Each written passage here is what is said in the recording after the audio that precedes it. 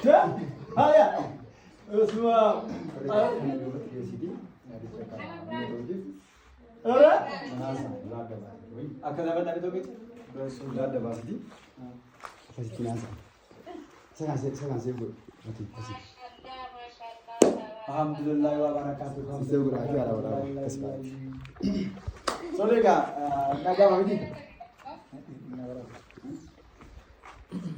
Video.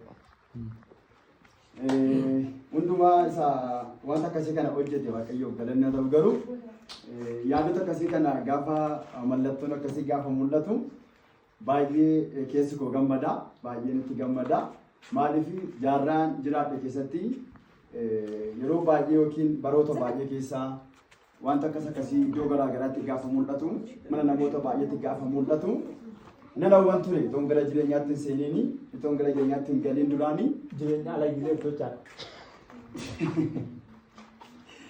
duraan ton gara gaa'ilaatti seenini namoota gaa'ila garaa garaa keessa ta'anii sarpiraayisii akkasii kana hojjetanii baay'ee keessi koo hin hawwature jireenya akkasii kadhachaa ture jechuudha waaqayyoodhaan illee baay'ee waan nama ajaa'ibu har'a garuu gaafa wanti kun guutummaa isaa bifa akkasii kanaatiin raawwatee mul'atu baay'ee gammachuu guddaatu natti dhagahame dhugaa dubbachuudhaaf taanaan yaadota kana guutummaa isaanii hin beeku ture naafis hin galle ture akkasitti natti hin eegamne ture hin beeku garuu waan nama ajaa'ibu waan nama garramu keessaati guyyaadhaa kana mallattoo akkasii kanaatiin akkatti achiis ba'ee arguu kootti baay'ee gammadeera baay'ee gammada gahee guddaa kana kan taphate mul'ata kana kan maddise yookiin immoo guyyaan itti dhaladhe kana kabajuudhaatiin bifa kana fakkaatutiin dhaloonni sitti argaman kun illee arguu akka danda'an kan godhe waaqayyoo kennaa godhee kanaaf kenne haadha manaa akkuma macaan qulqulluun dubbatu haati manaan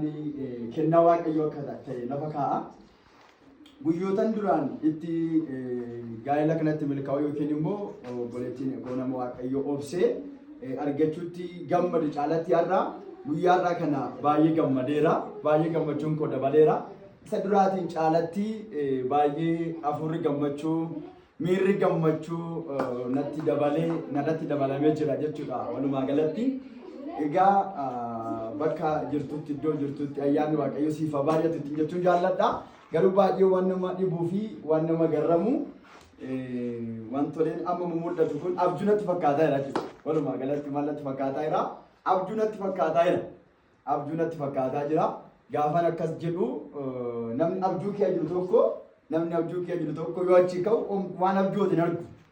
Ani garuu abjuu irraa adda kan godhu akka abjuu natti fakkaatu iyyuu wanta mataa jiru kana argeera jechuudha. Nan argaan jira. Kanatu abjuu irraa adda godha malee anaaf abjuu natti fakkaata. Ayyaanni waaqayyoo si argatu eebbifami. Dabalataan yaada kana walii galuudhaatiin otoo nan hin beekin maatii dhimma kana gubbaarratti fookas gochaa turan irratti hojjechaa turan lafa kana kan jira hunduma isaaniitiin taankiyuu sina eebbisu kan kennan sinaa gochuu barbaada waaqayyo sina eebbisu egaa achi asan deebi'a uffata kana gaafa obboleessa kana wajjin hin binnu duratti jaalanna turre wajjin uffata akkasii kana waggaa baay'ee lakkoofsuneera jechuudha hin binne neetuma garuu itti yaadu hin binna hin jenna gaafa agarre garuu immoo itti yaadnu ittiin baanu dhiifna. Garuu guyyaa dheengaddaa gaafanni uffata naaf hin birrii argadhinaan jedhee gaafanni naaf fuudhee bahu bakka waan fedhe haa ta'u xiqqoommoo deemnee waanuma duraan yaadaa ture sana sii binnaa waanuma duraan yaadaa ture sana sii xumurra jedheenii fuudhee deemnee achi geenyee gaafa dhannee binnu uffata kana maradhee binnee jechuudha waanuma keessi keenya barbaadudha waan ta'eef maradhee binne har'a immoo fidee bifa akkana fakkaatu kanaatiin biraan kana gochuun uffatichi kan koo ta'uusaa baay'ee nama ajaa'iba baay'ee namatti tola baay'ee nama garrama waaqayyoo sina eebbisu namni waaqayyoos bifa kana fakkaatuutiin uffata barbaachisu uffata kana wal wajjin akkas gochuu qabna jechuu keessaniif guddaa galatoomaa isinii jechuun barbaada walumaa galatti obboleettiin keenya gaatoo obseen hin beekinis buzeen lalisaa wajjin wal dubbachuudhaanis yaadichi akka kana fakkaatuun biraan kita'uu akka danda'u gochuu keessaniitiif bakkuma jirtanitti gooftaan ayyaana isiniif baay'isu isin jechuun jaalladha kabaja guddaa na biraa qabdu waaqayyo sinaa eebbisu egaa yaada koo yoon gabaabsu asii yoon deebisu biyya lafaa kana gubbaarratti baay'ee tokko gaafan gooftaa argadhu gammadeera ni lammaffaan gaafan gaa'elatti seenu gammadeera Inni sadaffaan immoo guyyaadhaa kana gammadeera. Inni kana booda immoo gaafan Yerusaalem biyya haaraa dhaquun gammadaa jechuudha. Inni sira. Inni kaatee gaafa magaalatti seenu jechuun gaa'ela fuuldura eebbi jira jechuudha ni beekamaadha. Gaa'ela fuuldura mucaan akka beekamaadha. Too gaa'elatti hin galin mucaan hin jiru inni wal keessa jira. Kanaaf akkasitti haasa'e. Gooftaan isin eebbisu Waaqayyoo nu gargaareera.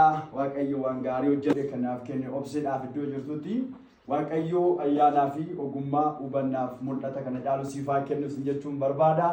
Eebbifamii thank you galatoomii jiraadhu ulfaadhaa hundumti keessan immoo sagantaa guyyaadhaa kana hirmaachuudhaaf warri hafuura qitaa dhuftanis nagiggeessuudhaa kan dhuftanis